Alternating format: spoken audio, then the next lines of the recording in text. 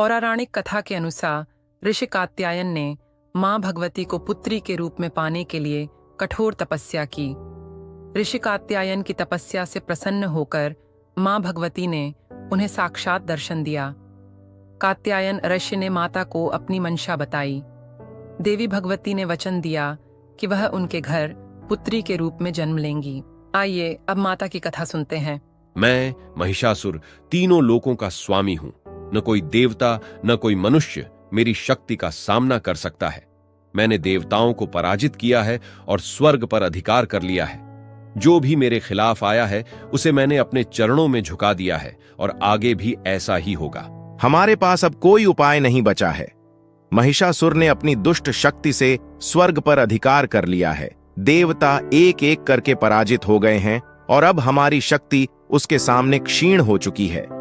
हम अपने सामर्थ्य से उसे परास्त नहीं कर सकते। अब केवल त्रिदेव ही हमारी सहायता कर सकते हैं। देवताओं की रक्षा के लिए अब एक देवी का अवतार लेना अनिवार्य हो गया है।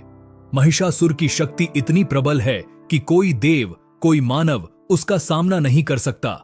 उसने स्वर्ग को जीत लिया है और अब तीनों लोकों में अराजकता फैल गई है। यह अंत किसी स्त्री के हाथों ही लिखा गया है।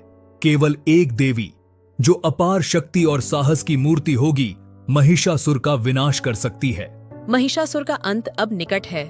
उसकी दुष्टता और पापों का संहार मैं स्वयं करूंगी।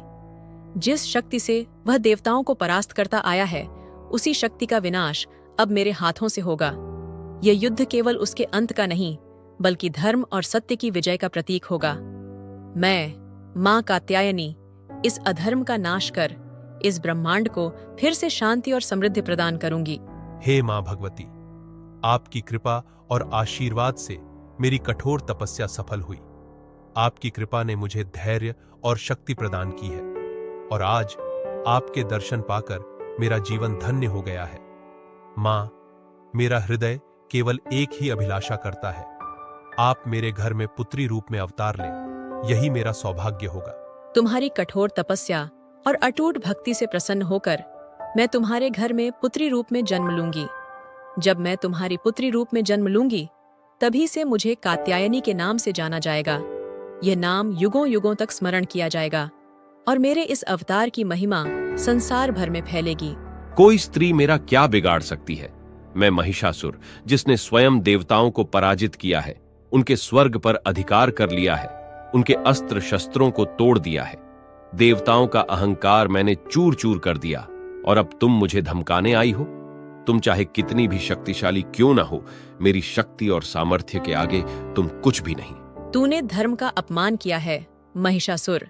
अपनी शक्ति और अहंकार के मद में चूर होकर तूने केवल देवताओं को नहीं, बल्कि धर्म, सत्य और न्याय को भी ललकारा है। तूने निर्दोषों पर अत्याचार किया, पूरे ब्रह्मांड में अराजकता फैलाई। अब तेरा विनाश अटल है।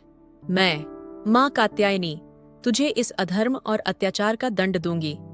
तेरे अहंकार और दुष्टता का संहार आज मेरे हाथों होगा और तीनों लोकों में फिर से धर्म की स्थापना होगी। मां, आपने महिषासुर का वध करके तीनों लोकों में धर्म और शांति दोबारा स्थापित की है।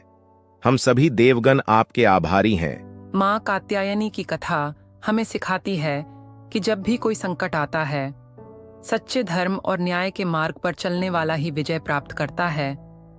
मां कात्यायनी से हमें आत्मबल और साहस की प्रेरणा मिलती है। उनकी पूजा से हमारे जीवन में शक्ति, शांति और समृद्धि का आगमन होता है।